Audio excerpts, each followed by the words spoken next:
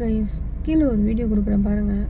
கண்டிப்பாக நம்ம லைஃப்பில் ஒரு டைம் ஆச்சு உருளைக்கிழங்கு சிப்ஸ் சாப்பிட்ருப்போம். கரெக்டாக நானுமே சாப்பிட்ருக்கேன். இந்த வீடியோ பார்க்கும்போது வாந்தி வராத அளவுக்கு ஆயிடுச்சு.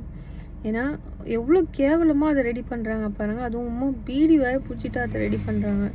கடவுளே அப்படின்னு ஆயிடுச்சு. இந்த வீடியோஸ்லாம் உணவுத்துறை டிபார்ட்மெண்ட் பார்க்குறாங்களா இல்லையான்னு தெரில.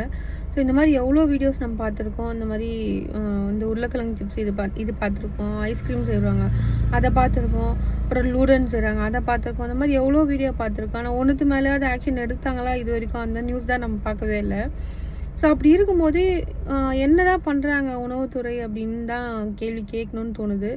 ஸோ உண்மையாக நிறைய பேர் ருசிச்சுலாம் சாப்பிடுவீங்க. நான் வந்து அதிகமாகலாம் சாப்பிட்றது கிடையாது, விட்டுட்டேன். ஸோ இதை பார்த்துட்டு உங்கள் மைண்ட் செட் என்ன எப்படி இருக்குன்றதை கமெண்ட்டில் சொல்லுங்கள், நானும் தெரிஞ்சுக்கிறேன். ஸோ இந்த மாதிரி வெளியே வாங்கி சாப்பிட்றத ஏன் வாங்கி சாப்பிடக்கூடாது அப்படின்னு சொல்கிறாங்க அப்படின்னா இதனால தான்.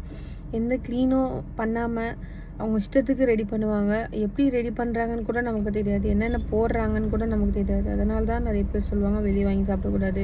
சில பேருக்கு வெளியே வாங்கி சாப்பிட்டாலே செட் ஆகாது, அந்த மாதிரி இருக்கும். இப்போ எனக்கும் அப்படி தான் இருக்குது. வெளியே வாங்கி சாப்பிட்டாலே செட் ஆக மாட்டேங்குது, சாப்பிடவும் பிடிக்க மாட்டேது. ஏன்னா அவங்க பண்ணுறது நிறைய வீடியோ வர்றது நம்ம கண் எதிர்க்க பார்க்கணும். அந்த ஹோட்டலில் அவ்வளோ கேவலமாக, அந்த ஃப்ரிட்ஜு அவ்வளோ கேவலமாக இருக்குது. கிச்சனை பார்த்தீங்கன்னா போதும், நீங்கள் சாப்பிடவே மாட்டீங்க, அப்படியே ஏந்து வந்துடுவீங்க, அந்த மாதிரி இருக்குது.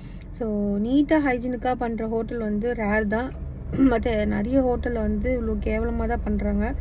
வேறு வழி இல்லைன்னா நம்ம ஹோட்டலில் சாப்பிட்லாம். நமக்கு வீடுன்னு ஒன்று இருந்து நம்மளால் வீட்டில் இருக்க முடியும், சமைச்சு சாப்பிட முடியும் அப்படின்னு இருந்து ஆனாலும் வெளியே சாப்பிட்றது ரொம்ப தப்பு. ஸோ முடிஞ்ச அளவுக்கு வெளியே வாங்கி சாப்பிட்றது, இந்த மாதிரி ஸ்நாக்ஸ் ஐட்டமும் வெளியே வாங்கி சாப்பிட்றது அவாய்ட் பண்ணிக்கோங்க. உங்களால் முடிஞ்சால் நீங்களே வீட்டில் செஞ்சு சாப்பிடுங்க. ஸோ இதெல்லாம் பார்த்துட்டு வாங்கி சாப்பிடுவீங்க உருளைக்கிழங்கு சிப்ஸு, கமெண்ட்டில் சொல்லுங்கள். ஓகே.